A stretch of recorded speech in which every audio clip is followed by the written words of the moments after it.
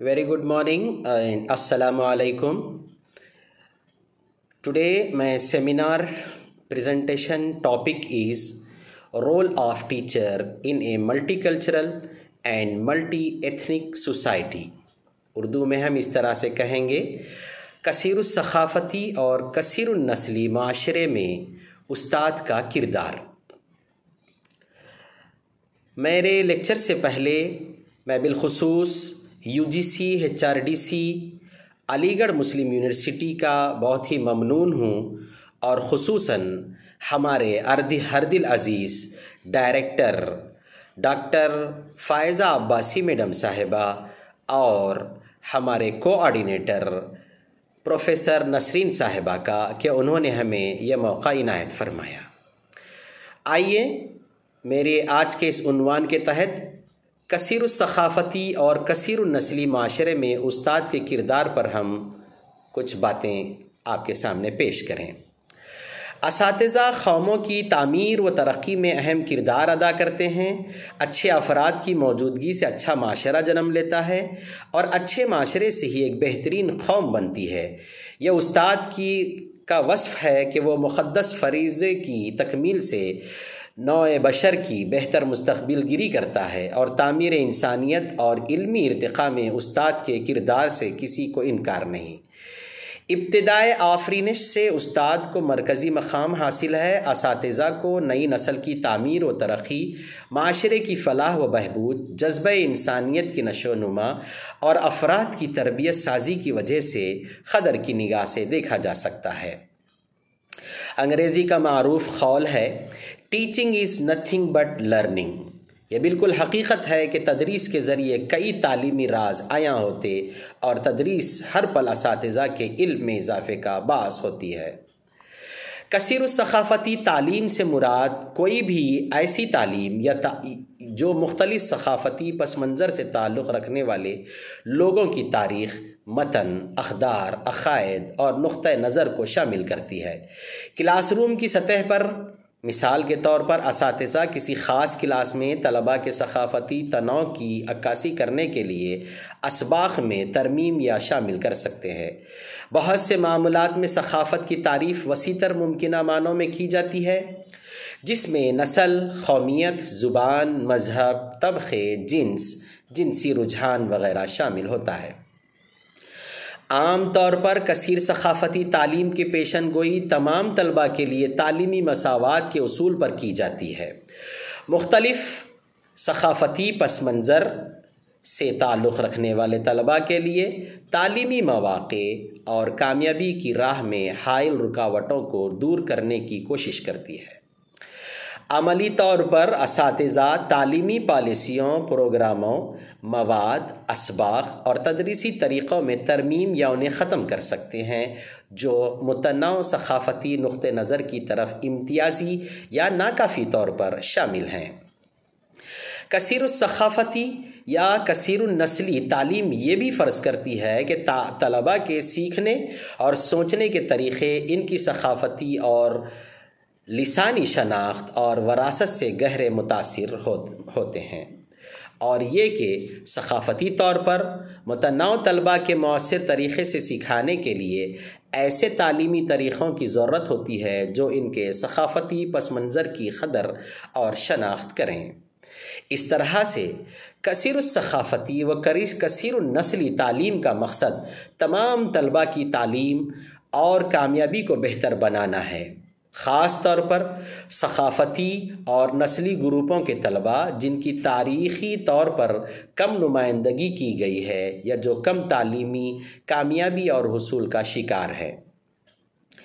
تدریسی طور پر کثیر الثقافتی و کثیر النسلی تعلیم میں متن، مواد، حوالہ جات اور تاریخی مثالوں کا استعمال شامل ہو سکتا ہے جو مختلف ثقافتی پس منظر سے تعلق رکھنے والے طلباء کے لیے قابل فہم ہوں یا جو ان کے مخصوص ثقافتی تجربے کی عکاسی کرتی ہوں، جیسے کہ طالب علموں کو تاریخی شخصیات کے بارے میں تعلیم دینا وغیرہ۔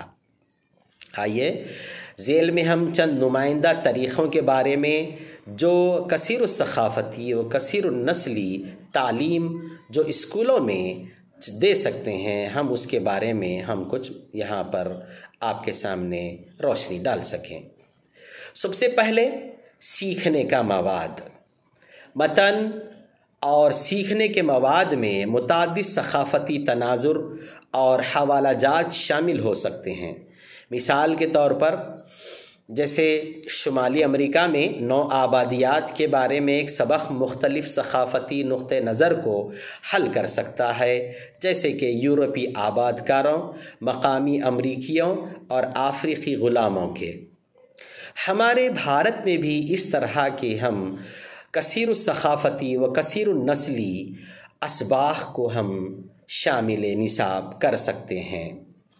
تنقیدی تجزیہ، دوسرے نمبر پر ہم یہ کہہ سکتے ہیں کہ تنقیدی تجزیہ، ماہرین تعلیم جان بوجھ کر سیکھنے کے مواد کی جانچ پڑتال کر سکتے ہیں تاکہ ممکنہ طور پر متعصبانہ یا متعصب مواد کی نشاندہی کی جا سکے۔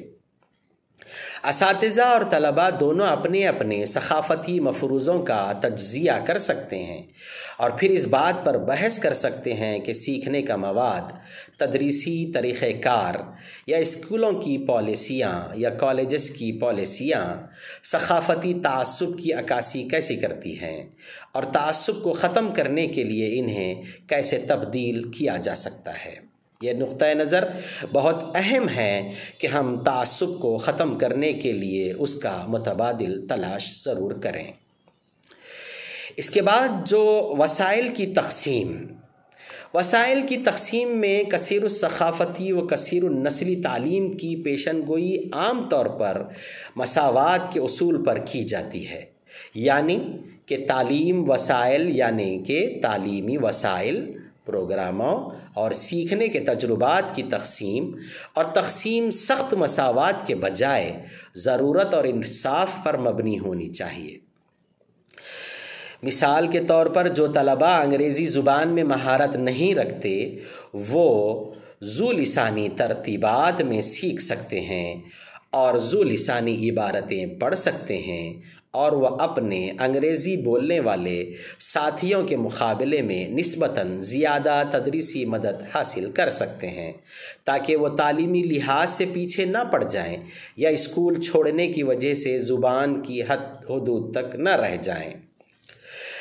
اس کے بعد طلباء کی ثقافتیں، اساتذہ اور دیگر اساتذہ اسکول میں طلباء کے ثقافتی پس منظر کے بارے میں جان سکتے ہیں اور پھر جان بوجھ کر سیکھنے کے تجربات اور ان کے ذاتی ثقافتی نقطہ نظر اور ورثے سے متعلق مواد شامل کر سکتے ہیں۔